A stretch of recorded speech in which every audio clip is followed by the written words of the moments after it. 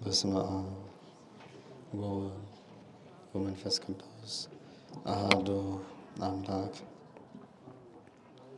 ሊቃውንተ ቤተ ክርስቲያን ሁላችሁም እንደየማይረጋችሁ እንደየክብራችሁ፣ አይንተ እግዚአብሔር ካህናት፣ ላይካነ ምስጢር ዲያቆናት፣ ምእመናን ወምእመናት ሁላችሁም በዚህ ቅዱስ ስፍራ የተሰበሰባችሁ የልዑል እግዚአብሔር ቤተሰቦች በእግዚአብሔር ስም እንደምን አደራችሁ?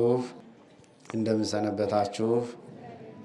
በእውነት በቸርነቱ የሚመግበን በረድኤቱ የሚያኖረን በስጦታው ንፍገት በባሕርዩ ሞት በፍቅሩም ደግሞ እንደ ሰው ልጅ ወረት የሌለበት ያለ ምክንያት የሚወደን ይቅር ባይና አምላካችን ልዑለ ባሕርይ እግዚአብሔር ለዚህ ሰዓት ለዚህ ዕለት ስላደረሰን ለስሙ ክብር ምስጋና ይግባው።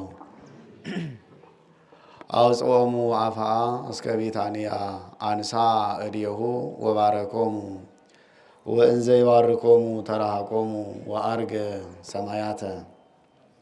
እየባረካቸው አረገ።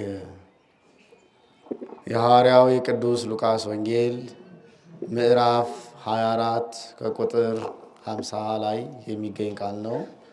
እንደ እግዚአብሔር ፈቃድ እንደ እግዚአብሔር ቸርነት ይህንን ቃል መነሻ አድርገን የዕለቱን ትምህርት እንማማራለን። በመምህር ላይ አድሮ ምስጢርን የሚገልጽ በሚሰሙ ሰዎች ላይ ደግሞ አድሮ እንዲረዱት እንዲያስተውሉት ከዛም አልፎ ወደ ተግባር እንድንቀይረው የሚያደርግ እርሱ ነውና አምላካችን ልዑለ ባሕርይ እግዚአብሔር ለእኔም ለእናንተም አስተዋይ አእምሮን ይስጠን። እየባረካቸው አረገ። ይህንን ቃል ሐዋርያው ቅዱስ ሉቃስ አምላካችን መድኃኒታችን ኢየሱስ ክርስቶስ የማዳን ሥራውን አጠናቆ ፈጽሞ በሚያርግበት ጊዜ በቦታው ተገኝቶ፣ የሚገርም ነው፣ ሰምቶ አይደለም፣ በቦታው ተገኝቶ በዓይኑ አይቶ ተመልክቶ የዓይን ምስክር ሆኖ የአስተራረጉን ሁኔታ እንዴት እንዳረገ፣ እንዴት ዓለምን እየባረከ እንዳረገ፣ ምን አይነት ትእዛዝ እንዳዘዛቸው፣ ምን አይነት ተስፋ እንደሰጣቸው በቦታውና በጊዜው ተገኝቶ ያየውንና የሰማውን ስለ ጌታችን ስለ መድኃኒታችን ኢየሱስ ክርስቶስ የዕርገት ሁኔታ በጻፈበት አንቀጽ ላይ የጻፈው ቃል ነው፣ የተናገረው ቃል ነው። በምን ሁኔታ እንዳረገ ሲገልጽልን እየባረካቸው ምን አለ? አረገ ወይም ወደ ሰማይ አረገ በማለት ገልጾታል። እንግዲህ ያለንበት ወቅቱም ጊዜውም ዘመነ ዕርገት እንደመሆኑ መጠን በዛሬው ትምህርታችንን ስለ ጌታችን ስለ ኢየሱስ ክርስቶስ ዕርገት ጠቅለል ያለ ትምህርት ነው የምንማማረው። አምላካችን መድኃኒታችን ኢየሱስ ክርስቶስ ከተነሳበት ጀምሮ እስከ 50ኛው ቀን ያሉት 50 ቀናት መዋዕለ ትንሣኤ ተብለው ይጠራሉ። 50ኛው ቀን ብቻውን በዓለ 50 ተብሎ ይጠራል። እንዲሁ ደግሞ ከ50ው ቀን መካከል ከ40ኛው ቀን ጀምሮ እስከ 50ኛው ቀን ያሉት እነዚህ 10 ቀናት ደግሞ ዘመነ ዕርገት በመባልም ይጠራሉ። ጠቅለል ሲደረግ ዕርገቱም ትንሣኤውም ስቅለቱም ከመዳናችን ጋር የተያዘ ስለሆነ ሁሉም ከመዳናችን ጋር የተያዙ በዓላት ስለሆኑ ከተሳቱ አበይት በዓላት መካከል እያንዳንዱ ገብተው ተቆጥረው የምናከብራቸው በዓላት ጭምር ናቸው። ዕርገት የሚለውን ቀጥታ ቃሉን ስንመለከት አርገ ማለት ያው የግዕዝ ቃል ነው። ወጣ አረገ ማለት ነው። ዕርገት ማለት ወደ ላይ መውጣት፣ ከፍ ከፍ ማለት፣ ማረግ ማለት ነው። ይሄ ቀጥታ የቃሉ ፍቺ ነው። ከጌታችን ከመድኃኒታችን ከኢየሱስ ክርስቶስ የማዳን ሥራ ጋር አያይዘን ስንተረጉመው ግን እንደ ቃሉ ፍቺ ሆኖ አናገኘውም። አሁን መውረድና መውጣትን ርደት ወይም መውረድን አምላክ ሰው ሆነ ብለን ተረጉመዋለን። ዕርገት መውጣትን ደግሞ ሰው አምላክ ሆነ ተብሎም ይተረጎማል። አሁን ካነሳንበት ከቅዱስ ሉቃስ ወንጌል ሚስጥር አንጻር ደግሞ ስናይ አሁን መውጣት መውረድ በእግዚአብሔር ዘንድ የለም። አረገ የምንለው ይህን ዓለም ትቶ ወዴት ይሄዳል? ወረደስ የምንለው እዛ ቦታ ወርዶ ወዴት ይመጣል? በሰማይም የመላ ነው፣ በምድርም የመላ ነው። እየሰማችሁ ነው። እግዚአብሔር የሌለበት ቦታ የለም። በቦታ በጊዜ በሂደት አይወሰንም። ፍጡራን ውስን ናቸው። መላእክት በረድኤት በሁሉ ቢኖሩ በአካል ግን በአንድ ቦታ ነው ሊኖሩ የሚችሉት። ቅዱሳን በረድኤት በሁሉም ቢኖሩ በአካል ግን በአንድ ቦታ ነው ሊኖሩ የሚችሉት። ይህ ቅዱሳን መላእክት ወይም ፍጡራን የምንላቸው ልክ እንደ ፀሐይ ነው። ፀሐይ አካሏ አንድ ነው፣ ሰማይ ነው ያለ። ብርሃኗ ግን ከሁሉም ይደርሳል። አካሏ ውስን ነው፣ የሆነ ቦታ ላይ ነው ያለ። ብርሃኗ ግን ከሁላችንም ዘንድ ይደርሳል። ቅዱሳንም አካላቸው እንደ ፀሐይ አካል ውስን ነው። እግዚአብሔር ባዘጋጀው ኑሩ ባላቸው ቦታ ነው የሚኖሩት። ረድኤታቸው ግን ከሁሉ ይደርሳል። ለምሳሌ ቅዱሳን ያረፉ ቅዱሳን ነፍሳቸው ገነት ናት፣ የተወሰነ ቦታ ነው። ስጋቸው በመቃብር ነው፣ የተወሰነ ቦታ ነው። ረድኤታቸው ግን ከሁሉ ነው። አምላከ ጊዮርጊስ አምላከ ተክለ ሃይማኖት ብሎ ለጠራው ሁሉ በረድኤት ከሁሉ ይደርሳል። ቅዱሳን እንደዚህ ናቸው። ወጡ ወረዱ ማለት ይቻላል ለቅዱሳን።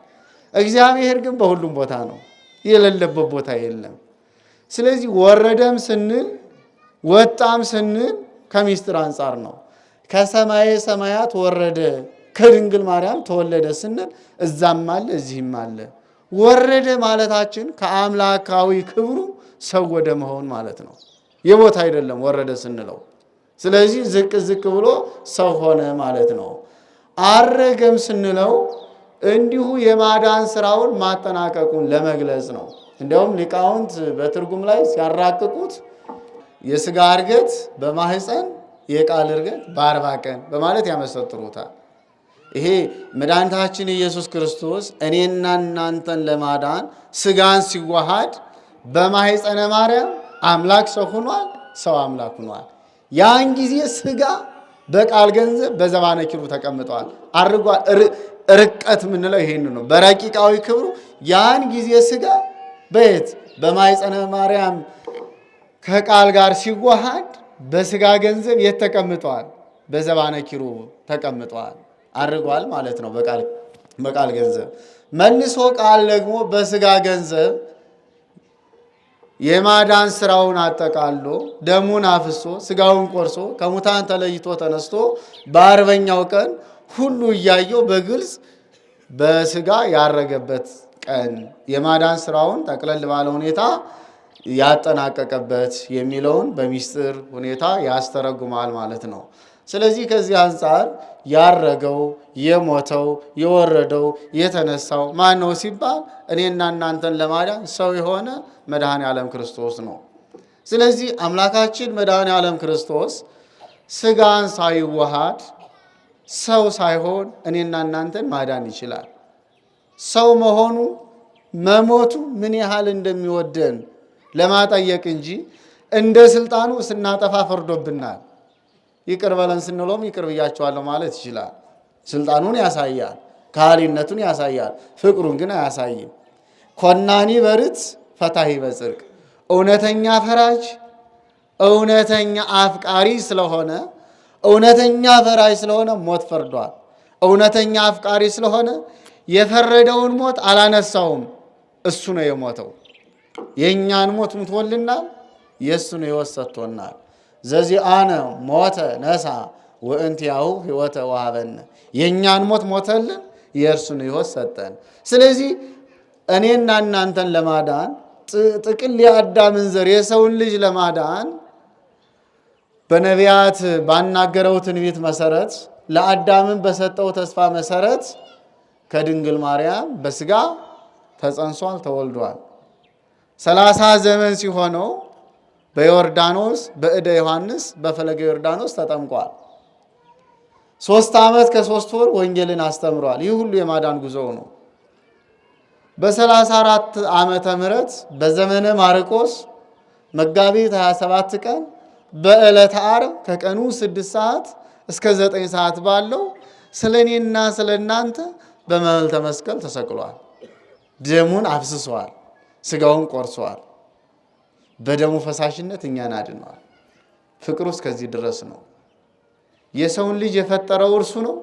ሲያጠፋም ከገነት ያስወጣው እርሱ ነው። ይቅር በለኝ ሲለውም የመለሰው እርሱ ነው። ለዛውም ሞቱን ሙቶለት። የሰው ልጅ የተፈጠረው ዓርብ ቀን ነው። ከገነት የወጣው ዓርብ ቀን ነው። መልሶ ወደ ገነት የተመለሰው ዓርብ ቀን ነው። ይህን የማዳን ስራ የፈጸመው በዕለተ ዓርብ መጋቢት 27 በ34 ዓመተ ምህረት ነው። ስለዚህ ይህንን ከፈጸመ በመስቀሉ ዙፋንነት እኔና እናንተን ካዳነ በኋላ 3 መዓልት 3 ሌሊት በከርሰ መቃብር አድሮ እሁድ ሌሊት ላይ ከሙታን ተለይቶ ተነስቷል።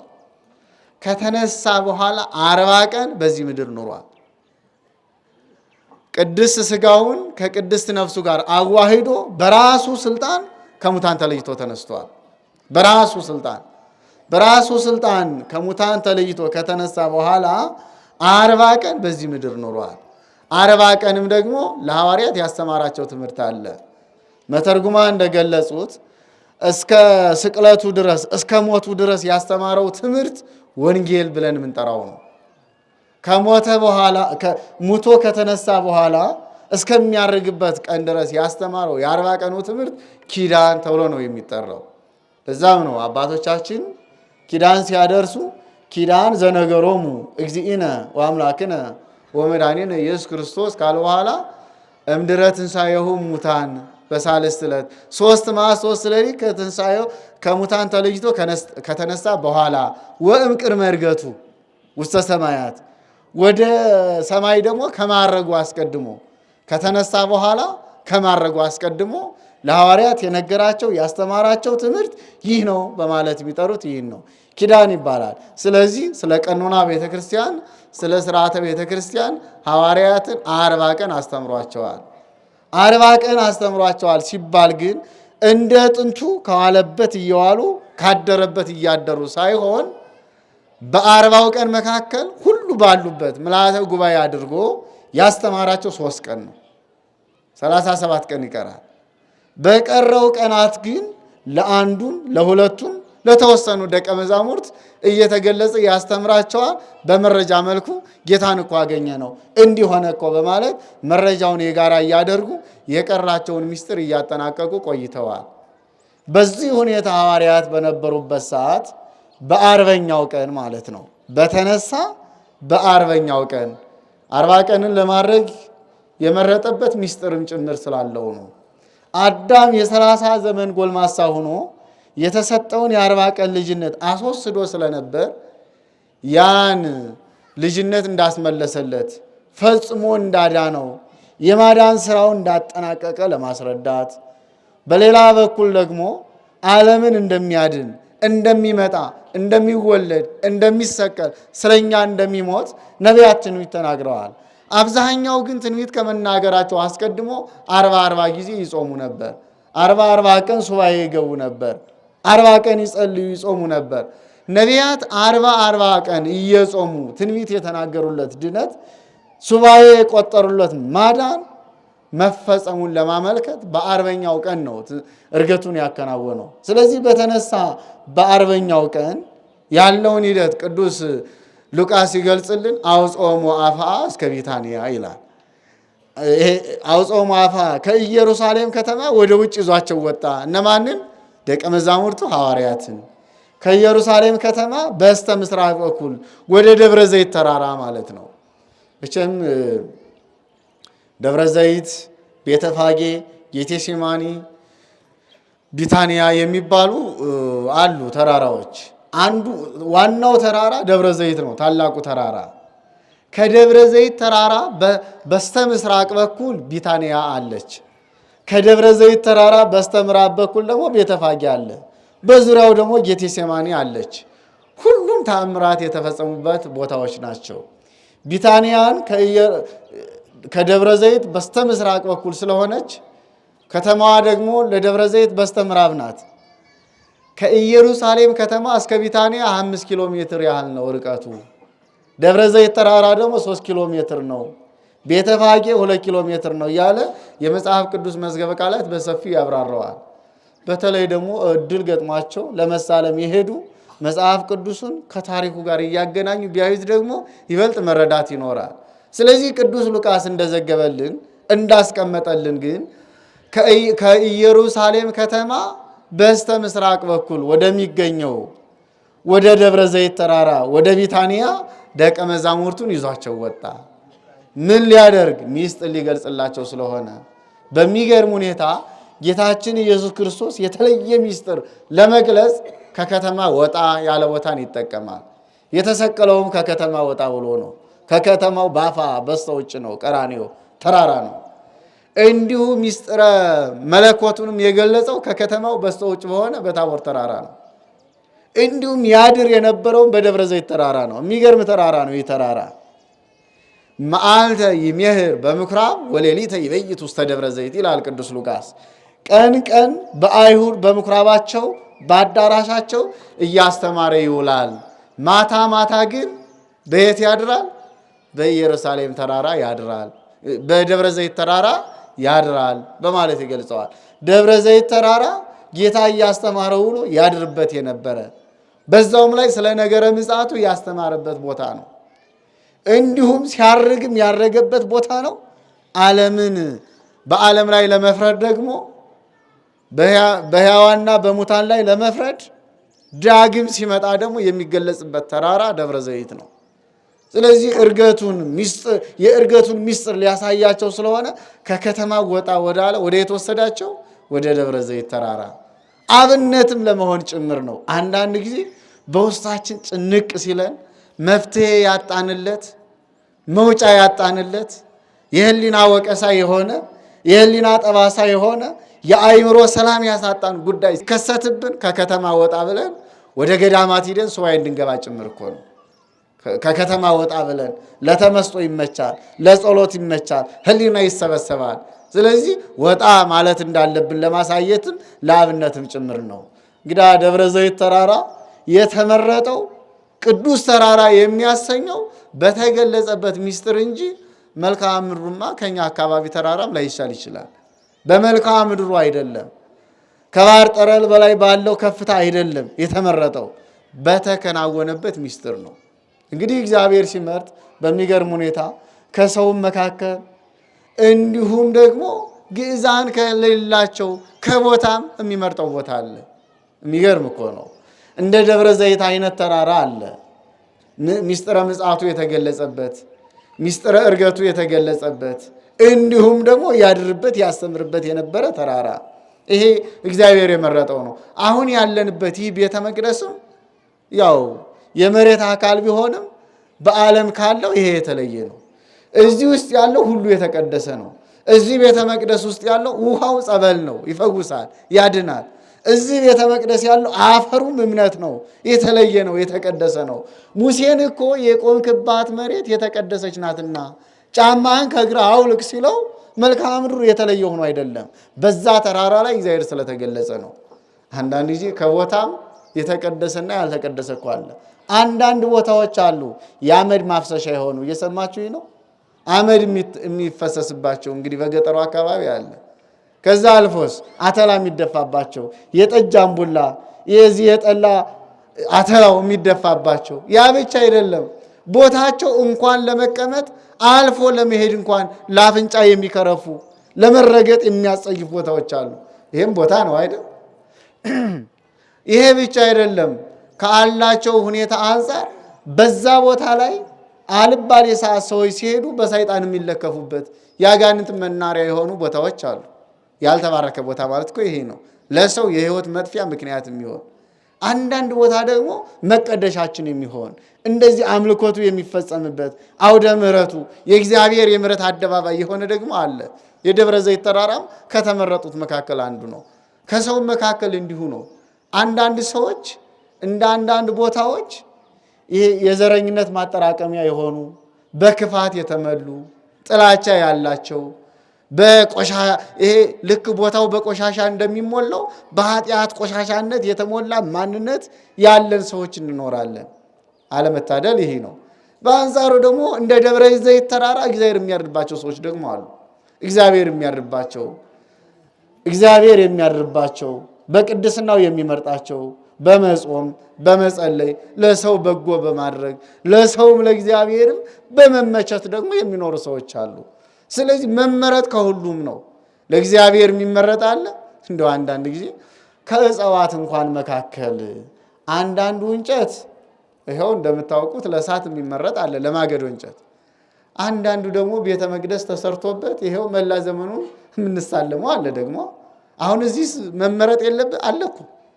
አንዳንዱ ድንጋይ አለ ሽንት ቤት ተሰርቶበት እንግዲህ ምን እያለ እንደሚኖር ታስቡታላችሁ። አሁን ደግሞ ለቤተ መቅደስ የዋለው ሕንጻስ እኔም እናንተም እየሳም ነው እየተሻሸ ነው እየፈወሰ የሚኖር አለ። መመረጥ አይደለም ይህስ? ከሰው መካከል እንዲሁ ነው።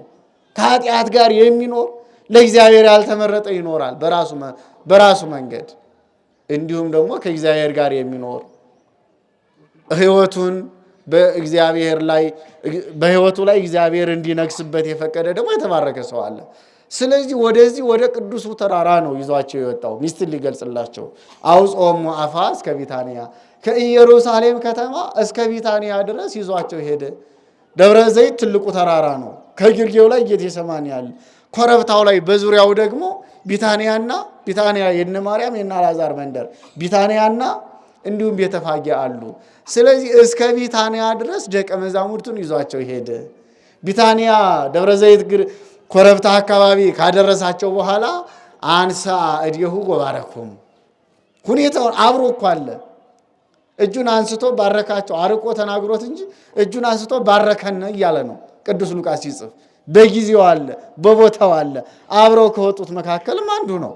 ደቀ መዛሙርቱ አብረው ስለወጡና ስለዚህ በዛ በደብረ ዘይት ተራራ ላይ መድኃኒታችን ኢየሱስ ክርስቶስ እጁን አንስቶ ባረካቸው። ትእዛዝም አዘዛቸው፣ ተስፋም ሰጣቸው። ከትእዛዙ መካከል ሁሩ ወስብኩ ውስተ ኩሉ አጽናፈ ዓለም፣ ሂዱ ዓለምን ሁሉ ምን በሉ ዙራችሁ አስተምሩ፣ አስተምራችሁም ስታጠምቋቸው ወንዘ ታጠምቅዎሙ በሉ በስመ አብ ወወልድ ወመንፈስ ቅዱስ፣ በአብ በወልድ በመንፈስ ቅዱስ ስም አጥምቋቸው። ጥምቀት በሦስቱ ስም ነው። የልጅነት ጥምቀት በቅዱሳን ስም አይጠመቅም። የልጅነት ጥምቀት በመላእክት ስም አይጠመቅም። በማን ስም ነው? በሥላሴ ስም ነው። ከሥላሴም በአብ ስም ብቻ ሰው አይጠመቅም። የልጅነት ጥምቀት በወልድ ስም ብቻ ወይም በሁለቱ ስም ብቻ አይጠመቅም። በማን ስም? ስታጠምቋቸው በአብ በወልድ በመንፈስ ቅዱስ ስም አጥምቋቸዋልና ይሄ ትእዛዝ ነው። ከዛም አልፎ ተስፋ ደግሞ ሲሰጣቸው ወአነ እሄሉ ምስሌክሙ በኩሉ መዋዕል እስከ ህልቀት ዓለም፣ እኔ እስከ ዓለም ፍጻሜ ድረስ ከማን ጋር እኖራለሁ? ከእናንተ ጋር እኖራለሁ ይላል። ይሄ እንደ ቅዱስ ማቴዎስ አዘጋገብ ነው። ቅዱስ ዮሐንስ ደግሞ እያሃድገክሙ ጓለ ማውታትኩኑ ይለዋል። ደግሞ እኔ እንደ ሟች ልጆች አልተዋችሁም። የሟች ልጅ መቼም እናት አባት ከሌለ አስተዳደጉን የምታውቁት ነው። የሚበላና የሚጠጣ እንኳን ቢሮ የአባት ፍቅርን ማግኘት አይችልም። የእናት ፍቅርን ማግኘት አይችልም። የሚያጣው ነገር አለ።